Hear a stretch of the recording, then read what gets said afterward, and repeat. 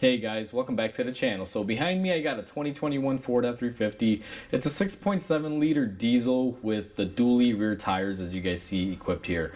Now this truck is going to be getting a rear pad slab, or rear pads if you want to call it that. The rotors are in good shape, and the guy who owns the truck uses this to haul cars around the country, so we are on a limited time frame, so he's just opting to do the brake pads, and that's what we're going to be replacing today. Before we go ahead and begin this video, guys, if you guys haven't subscribed to the channel, hit the subscribe button down below. Definitely smash that like button because it helps the channel out, and let's go ahead and begin on today's video. So first step, guys, is you want to take your tires off. Now, tire removal is pretty simple. I don't really film me removing tires. I normally get right to the action, but I'm gonna film how to remove this center cap in this video. I have made a separate video just on this specifically, but I also want to film me doing it for you guys in case you guys haven't caught that video. Now, any tool that you can use to remove these, typically there's supposed to be a tool that's like this. You're supposed to get it in here and remove it, but it's just gonna wind up damaging it and breaking the plastic. Same thing goes for a pry bar. If you try to put a pry bar on there, it just doesn't work. So you know what winds up working is grab a 2x4. The longer the merrier. This thing is longer or taller than I am. What you're gonna want to do is take your 2x4. The longer the better, because it gives you a little bit more leverage. Just kind of put it on the edge of this where it's more meaty and more sturdy, and then go ahead and take off your center cap. Now catch it before it falls, obviously, because you definitely don't want to damage it, although this thing's been off before, and it does have some previous damage that I noted. The reason why you want to use a 2x4 on the outer areas, if you look at these fake little lug nuts, whatever design is on here, if you look at it on the inside, it actually has a lot of plastic buildup on there, and if you try to squeeze this, it doesn't flex. It's actually really stiff plastic, versus the ends, like these little nubs that they cut out here for you. They have this little reinforcement here that Ford put, guys, and this is really crappy engineering. They thought this was going to be sturdy enough to where you could put a tool and try to, like, pull them out, but unfortunately, look at what someone has previously done here. They tried to use that method the way that Ford wants you to remove them, and they just wound up putting a crease in it and cracking it. So if you continue to pry on this and try to pull it off in a shape or form of that matter, you're gonna wind up destroying this. But the block of wood right up against where we have the most plastic, pry it off. It definitely works. 2x4, guys, is your best friend when you're doing this job. So now that we got that off, go ahead and take off the 21mm bolts that hold your wheels on, and I'm gonna go ahead and do that off camera, and we're gonna get it ready to the point where we're gonna start doing the brakes on it. This is just a little snippet I wanted to show you, because this will give you a run for your money if you don't know how to take it off, and you can wind up spending countless minutes or hours trying to figure it out. So just thought I'd share that with you. Alright, guys, so this is the view that you're going to be greeted by when you take off your wheels. Dually wheels are fun to remove. They can be a little heavy. Sometimes they get stuck on here, so you have to work them off. It's quite simple. It just takes a little bit. But now that we have access to our caliper, what we're going to do to begin is we're going to go behind our caliper, and we're going to start removing the bolts that hold the caliper onto the pins. So I'm going to go ahead and reposition the camera, and I'm going to show you guys how we do that. So this is the best angle that I could get the camera in. We are behind the caliper. Now this is going to be the first bolt that we need to remove, and then our upper bolt, the camera is going to be a little difficult to pick it up on, but it's right here behind the spring, guys. What I like to do is start off by cracking both of them loose. If you remove one all the way and then try to remove the other one, depending on which side you're doing, like on the passenger side, it'll lift up on the caliper. So what I like to do is break them loose, and this truck is pretty new. This is actually, I don't know if this is another brake job that he's ever done prior to this, but he mentioned something that he just wanted the brake pads replaced because he serviced it before. I'm assuming he's referring to replacing the rotors on it. And to be honest with you, the rotors are actually not in bad shape. The brake pads are nice and evenly worn, and that's why he's opting to do the pads. Plus, to be honest with you, replacing calipers on this truck, labor-wise and parts-wise, it can get pretty expensive, guys. This is a commercial truck. He uses this to haul cars around the country, so he's saving money on this brake job by using the rotor twice, and I guess the next brake job he's going to be replacing the rotor. So now that we have our bolts taken off, one little trick for these, especially if the caliper may be stuck into place, is grab a screwdriver and just compress the caliper a little bit. This one is a dual piston, so you got to compress both of those pistons. And what we're going to do is go ahead and take our caliper off. It'll probably fight you a little bit. Don't be surprised if it does. If it does, just take your screwdriver, and we're just going to compress the piston in a little bit just to give us enough swing room to get this off. Now this one is being extra stubborn here, so let's see what's going on. And there you go, just needed a little bit of compressing on the piston. Now what I'm going to do is, I don't like leaving the caliper hanging, so I'm going to go ahead and swing it up here and support it on our knuckle assembly. It should look something like this right there, guys. That's how I have it set up. I'm going to go ahead and set the camera up in the correct angle. Let's go ahead and take our brake pads off and do our prep work on the caliper bracket. Now I have you set up in the best angle here, guys, and I try to put another light on here, but there may be some shadows. Just give you guys a heads up. So we're looking at our brakes here. You can see they're pretty evenly worn out. Just show you guys a glimpse there. There's still pad material left, but it's almost metal to metal. And we are going to remove this side here as well. We're just going to use our flathead to pry it off. And just to show you, same effect, worn out, and it's pretty even. So this guy got pretty good life out of this set of brake pads. Once you have those removed, what you're going to want to do is come in here and start removing your brake clip hardware. What I like to do is when it's sitting on there, I just grab it from the ears and just pull them off. These are sided, so pay attention as to how they came off. Now they can really only go on one way, because if you put them on the other way, they are going to screech and make a bunch of noise. But why find out the hard way? So just pay attention as you remove them as to where they go. Now I'm going to kind of reposition the camera angle here, and I'm going to show you guys what I like to do. Now I'm not going to unbolt my bracket here at all. So what I'm going to do is take my wire brush, I'm going to get in here, I'm going to start cleaning out all of the little tabs where my brake hardware is going to sit. This truck is fairly new, there's not a lot of gunk in there. We want to make sure these are nice and clean, guys, because if they're rotted up or there's any junk in there, the shims won't sit right, and therefore your pad won't sit right or won't fit correctly, and then it's just going to wind up giving you a bunch of problems. So I'm going to go ahead and do that off camera, just because it's going to take me a while, and then when I come back and they're cleaned up, we're going to go ahead and reinstall our new brake shims. We've gone ahead and we cleaned off all of our little tabs where our brake shims are going to sit. I cleaned off the ones on the inside and on the outside. You guys can see the brake cleaner is dissipating right now as we speak, for me cleaning everything up there. After I was done, I just sprayed it with some brake cleaner to make sure I got the majority of the crud out of there. You definitely don't want to leave any residual dust. Now what we're going to do is we're going to take our new brake hardware. Now these things are sided, guys, so you want to kind of look at them. Now this one's going to be for the inside edge. Let me grab another one here. Alright, so this is going to be our bottom outer one. Now I'm going to show you just on this outer one how these are supposed to go on. I'm going to get the camera zoomed up in here pretty close, and these are all going to be the same. Let me also get some lighting a little bit closer here, guys, so you guys will be able to see.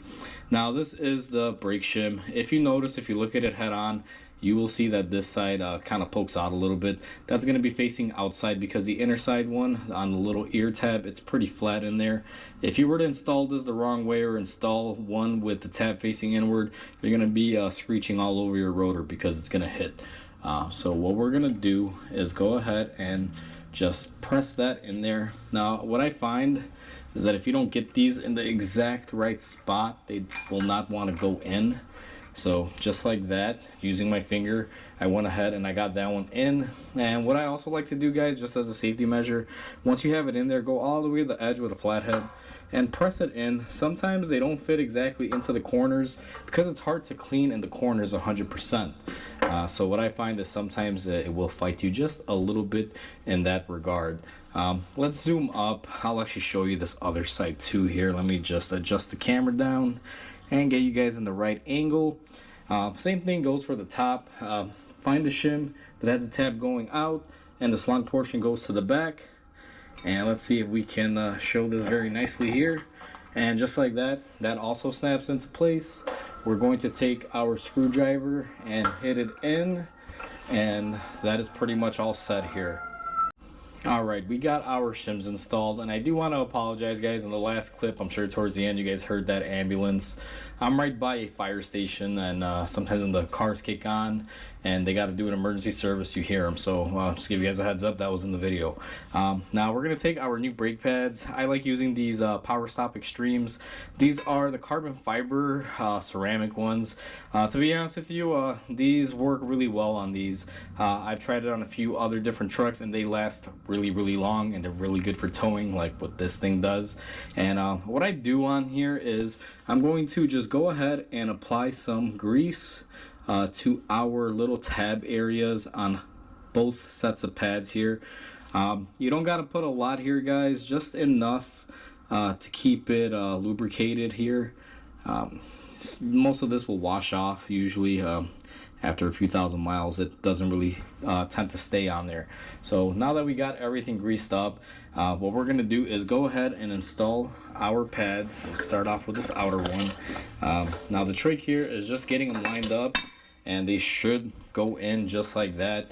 They should not fight you. If your brake pad is fighting you and you're finding you gotta really force it in there, you might have a bigger problem on your hands. Now typically it's a result of it not being cleaned very well, or maybe your shim just isn't pushed into place very well.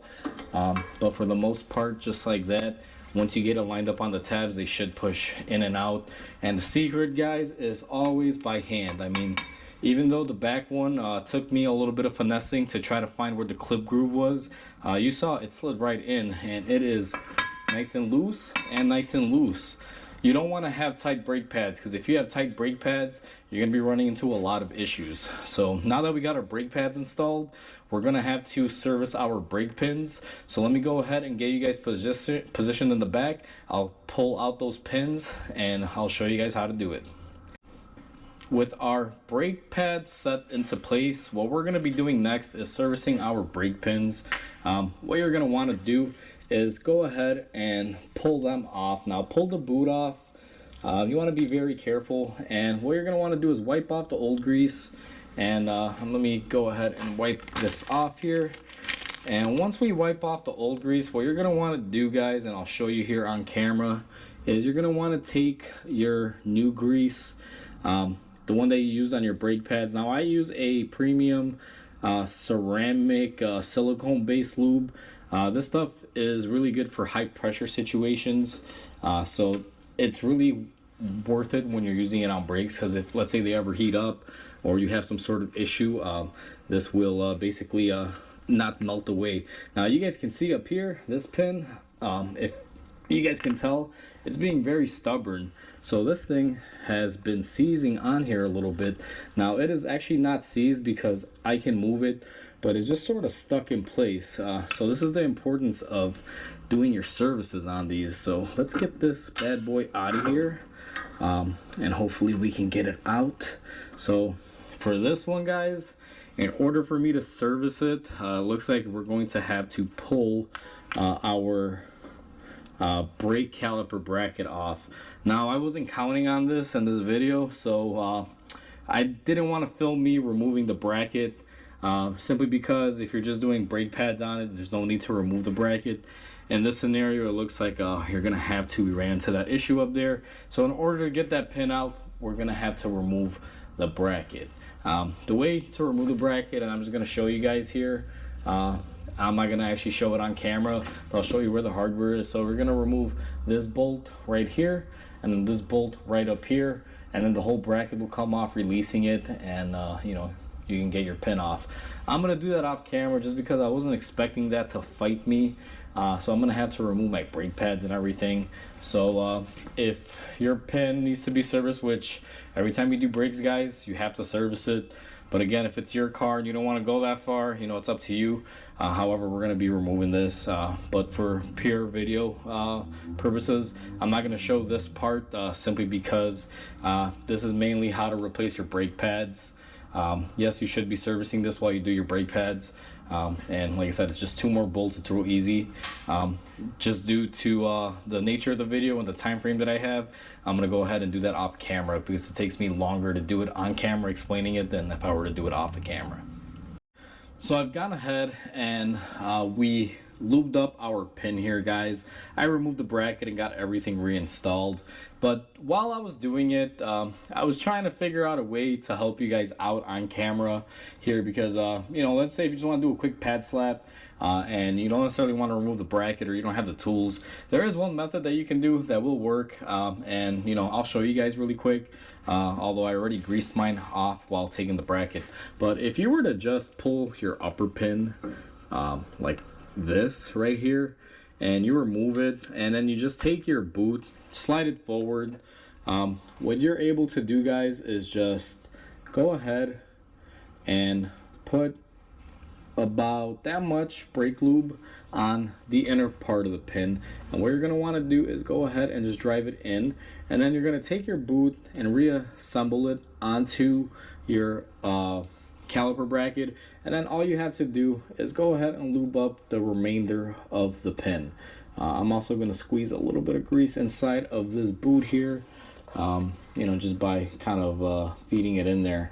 Now this is very sloppy, it's not very accurate, but this beats removing the caliper bracket, and you go ahead and just push that in there, burp out any air, and you guys can see we have a nice and loose pin now. It's greased up, everything is looking beautiful, and what you do after that is, just not to be sloppy, clean off any excess grease.